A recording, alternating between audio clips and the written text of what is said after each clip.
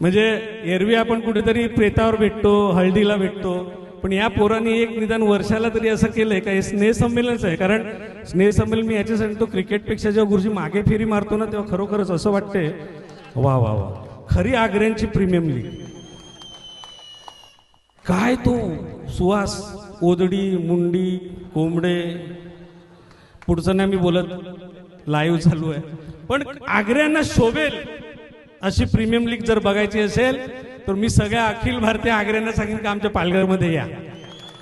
म्हणजे मी गणेश दादांना सांगणार आहे, का सकाळी गेले दिल्लीला, आल्यावर सांगणार आहे दादा ते वाशी बिशी सोडा, पुढच्या वेळेला या, तुम्हाला मागे फिरून दाखवतो का आगरी काय असतो ते, याला म्हणतात आगरी. आणि दुसरी गोष्ट, गुरुजी मगाशी मी बोललो, अरे कोण माझा मित्र तो स्टंप घेऊन पाहिला होता, शपथ गुरुजी बोलत होते, तो माझा मनोज पण बोलला, अरे त्याला पकडा पकडा, कसं आग्र्यांची प्रीमियम लीग आहे, तो पळणार. मॅच संपायच्या अगोदर स्टंप घेऊन गेला, खरा आग्री.